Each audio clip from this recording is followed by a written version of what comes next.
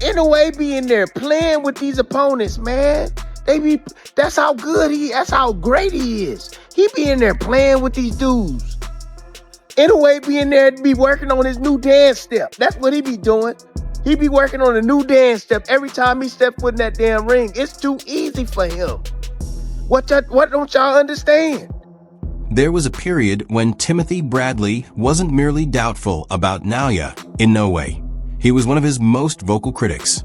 Before the Stephen Fulton matchup, Bradley openly questioned what he was seeing. He went as far as implying that something fell off, even speculating that Inoue's explosive power might be explained by illegal hand wrapping. It was one of the most controversial takes surrounding the fight, and it put Bradley firmly at the front of the skepticism toward the Japanese star.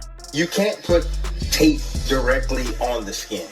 What you have to do is you have to put a little bit of gauze around, and then you're able to put some tape there, and then you can put the gauze over and some tape.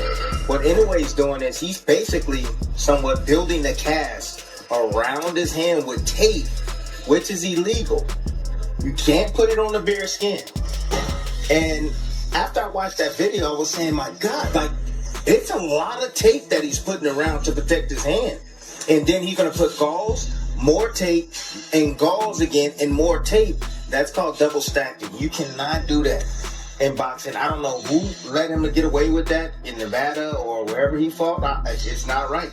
It's basically, I'm sure his punch is probably intensified by times 10 when he hits his opponents. But after witnessing Inoue systematically take apart elite champions, the Hall of Famer did a complete reversal. He didn't just change his opinion, he changed his role. Bradley went from skeptic to warning signal. In his view, this isn't simply greatness on display. It's something abnormal. Bradley now describes Inoue as an outlier, a fighter operating on a level so refined that the usual competition no longer challenges him, instead of just searching for resistance that rarely arrives. That's the unsettling truth Bradley says the sport has to confront. Naoya Inoue is Fighter of the Year 2025. I already fought 4 times this year, ladies and gentlemen, 4 times. Hey, yo, they don't do that no more. Right? 4 times this year. 27 championship fights, ladies and gentlemen. 27 championship fights. Has defended his Ring Magazine title. Tying Larry Holmes. 42 years. 42 years tying Larry Holmes. 42 years. It took 42 years. Ladies and gentlemen, Naoya Inoue is an extraordinary fighter, walking Hall of Famer, beautiful talent, go for the gusto, entertaining, and he pitched a masterclass. What is it? Y'all didn't like the masterclass? What happened? All of a sudden, y'all want to discredit a 12-round Picasso type of performance? Don't certain American fighters, when they fight like Inoue did today, but they play a little bit more safe and they go 12 rounds, y'all want to call it, oh my God, that's a masterclass. Oh my God, he pitched a shutout. Oh my God, that's the sweet science. But when it comes to Inoue, because of his standards, right? You expect knockouts from Inoue. You expect monster from Inoue. The most unsettling insight from Bradley's latest breakdown had nothing to do with raw power. It was about restraint. After Inoue's bout with Alan Picasso, some critics rushed to label the performance underwhelming simply because it didn't end early.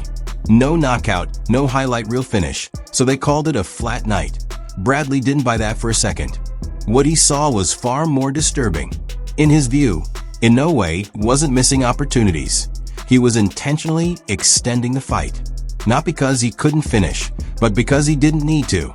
Bradley suggested that Inoue was so comfortable, so far ahead of the action, that he chose patience over destruction, almost as if the challenge itself wasn't urgent enough to demand a quick ending. And that idea is far scarier than a first-round stoppage. What the hell going on with these people, man? I just watched the Inoue fight. What the hell y'all watching? What the hell this dude didn't do? What the hell this dude do wrong? He beat the brakes off of Picasso. That Inoue be in there playing with these opponents, man. That's how good that's how great he is. He be in there playing with these dudes. Inoue be in there to be working on his new dance step. That's what he be doing.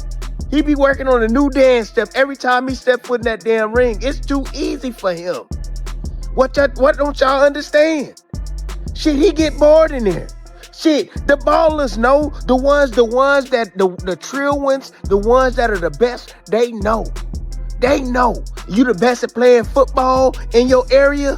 You the best at playing I almost said Nintendo, but you know what I'm saying, the Xbox and all of that stuff. You the best at it. Can't nobody see you. Bradley used a gaming analogy to explain what he was seeing.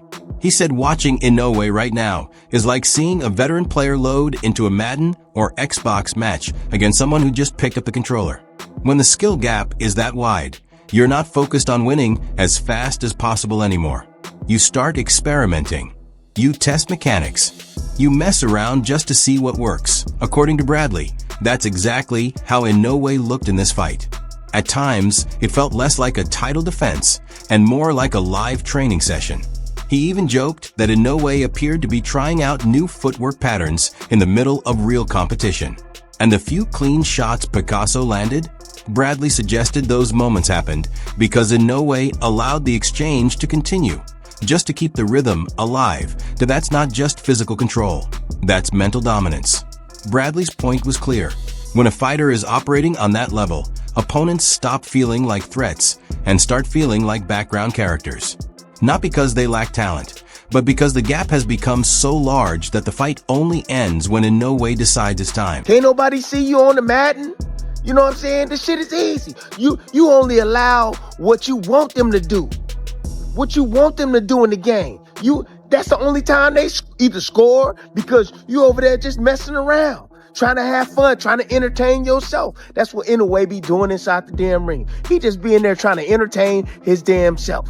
And at the same time, when it was tell me a fighter out there, man, that can make the shit look so easy, beautiful, and also entertaining at the same damn time.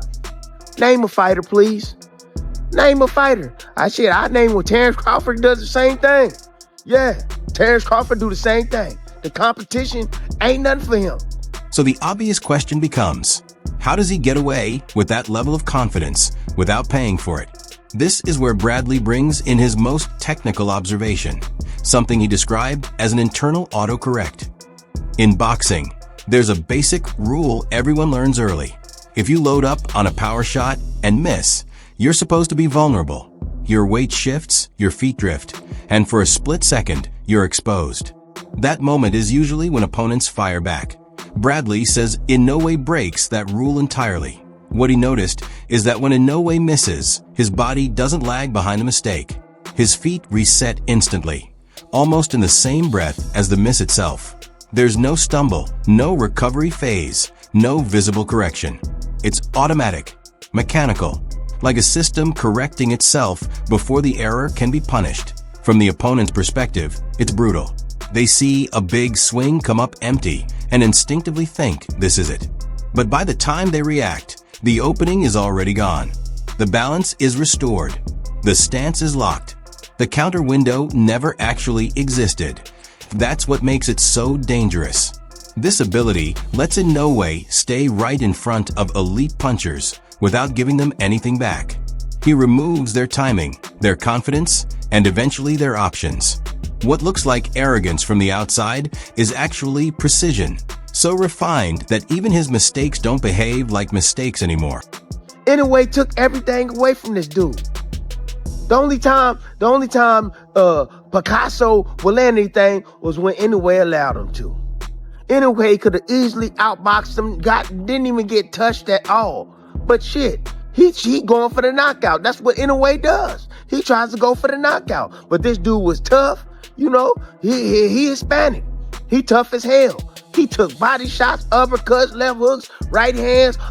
All night long. And sometimes these guys just don't want to go. And that's just what it is. This was a tough-ass prospect, right? This is opportunity, right, of a lifetime, man, to try to beat this man. But Inoue in there playing with him. It's crazy. So don't listen to these people, man. These other people that be talking, trying to put this man Inoue is cold, man. Cold. I'm letting y'all know. Cold. That was a hell of a performance by Inoue. He didn't get the stoppage, but damn, I was like, man, what he gonna do? Shit, I was waiting on him to do a damn backflip and then punch the man. Shit, I was waiting on him to do a windmill or something in the ring, get up and punch the dude. Shit, that's how good Inoue is. That flawless balance feeds directly into the trait that unsettled Bradley from the beginning, the power. And according to him, Inoue's power isn't just impressive, it's abnormal. But not for the reasons people usually assume. This isn't about oversized arms or reckless speed. It's about how everything starts from the ground up. Because Inoue's foot placement is constantly corrected in real time, his base is almost never compromised. That stability allows him to generate rotational force that fighters in his weight class simply aren't supposed to have at 122 pounds. Most boxers have to gamble to hit hard. They overcommit, lean, or throw their entire frame into punches just to create impact.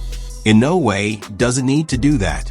He produces explosive torque while staying planted, balanced, and ready to move again instantly. That's why his opponents often look genuinely confused after getting hit. There's no exaggerated load-up, no obvious warning sign. The punch doesn't look devastating, but the effect is.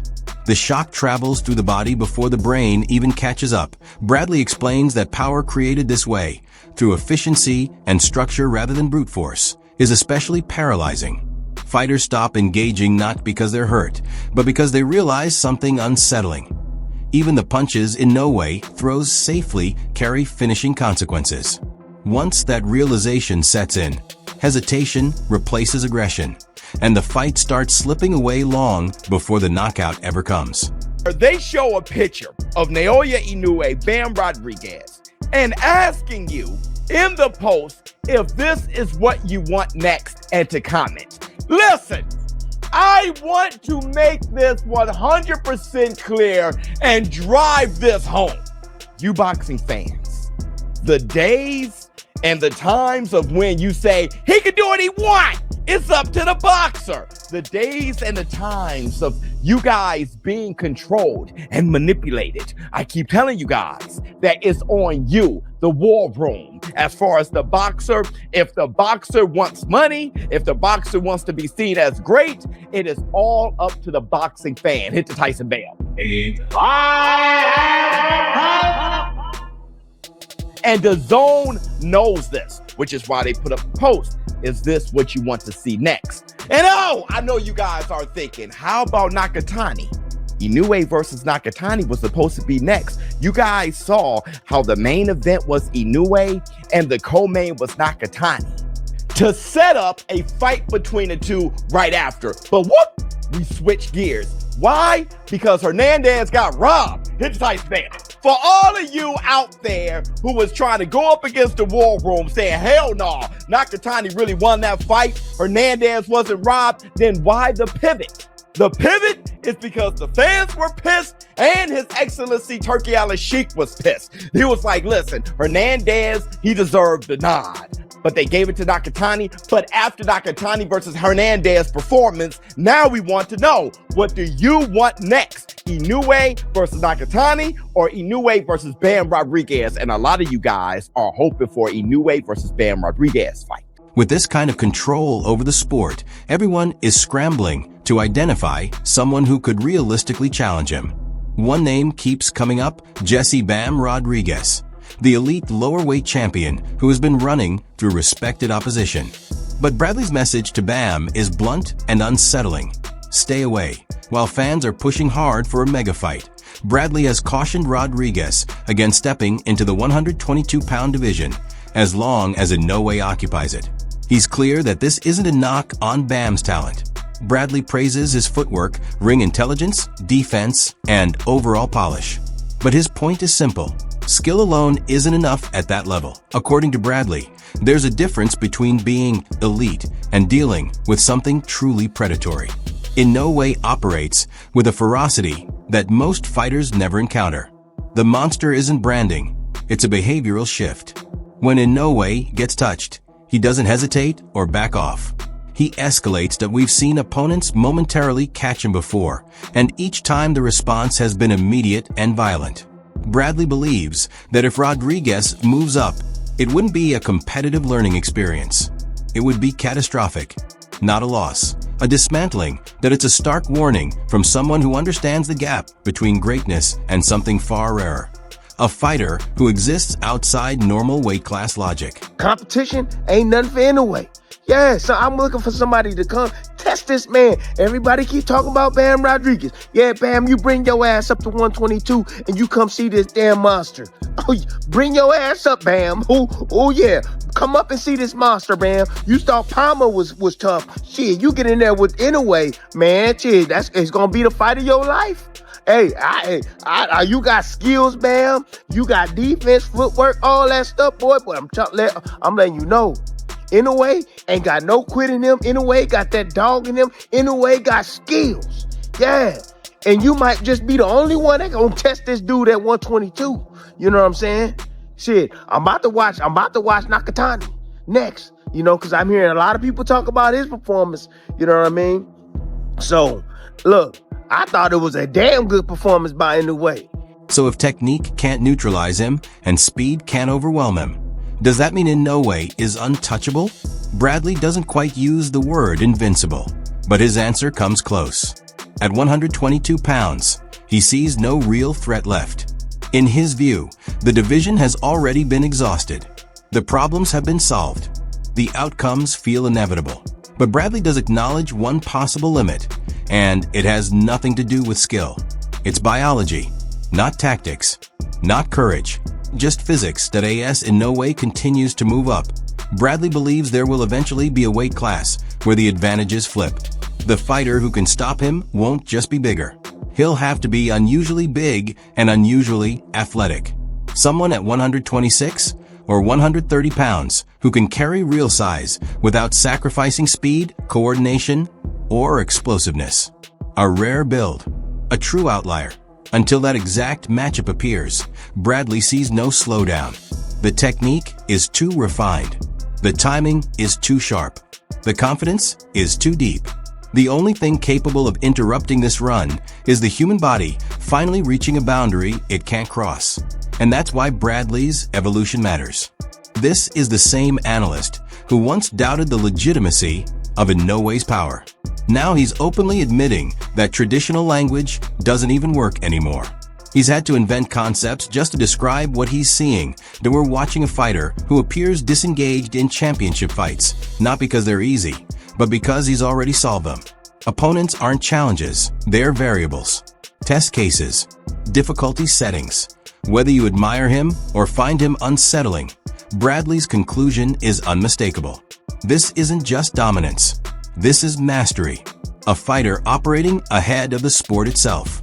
And until someone walks into the ring with both elite ability and overwhelming size, everyone else is simply chasing shadows. But it's hard not to like watching Inoue fight. And in Saudi Arabia, different environment. There was something with the hand wraps before the fight about some legality issues they were having. And the last time someone complained about Inoue's hand wraps, he damn near left him comatose. So surprised that Picasso got out of there without his face rearranged bars. But yeah, complete domination. Again, combination of violence with the sweet science. That is what makes a boxer, in my opinion. It isn't just the sweet science. It isn't just the brawling, violent mentality. It is violence personified as art. It is the art of war, right? The ability to be a violent individual, but then be able to control it and let that beast out when the time has come, but be strategic and technical until that time comes, setting up your deadly weapon, whether it's that right hand or the left. So big time performance for Inoue, sets up some new things for him going forward, sets up potentially a Bam Rodriguez fight, but most likely a showdown in Japan with Nakatani. I think that's the most likely scenario of this. And listen, I was more hyped before this fight for that matchup, but I'm still hyped for the matchup because it is fighting and anything can happen. I'll tell you that I'm more hyped for a matchup like that than I am something like Deontay Wilder and Alexander Usyk, which will probably happen in 2026 instead of when it should be Alexander Usyk and Fabio Wardley or Moses Atalma. Those fights make a whole lot more sense than that, but Sometimes I guess name recognition pays the bills. Regardless, Inoue does his thing once again, absolutely dominates. What'd you expect as a minus 4,500 favorite? But you still got to go out there, put the gloves on, and get it done. Nakatani barely skates by after kind of getting pieced the fuck up. Don't really know how he won a decision there. That matchup seems next, but give me Bam Rodriguez and Naoya Inoue yesterday. I need that fight. I want that fight. I hope we get that fight, but... That wraps it up for today's breakdown. If you found this interesting, show some support by hitting the like button and subscribing to the channel so you don't miss what's coming next. Let us know what you think down in the comments. Your takes always spark the best discussions. More deep dives are on the way, so stay locked in, and we'll see you in the next one.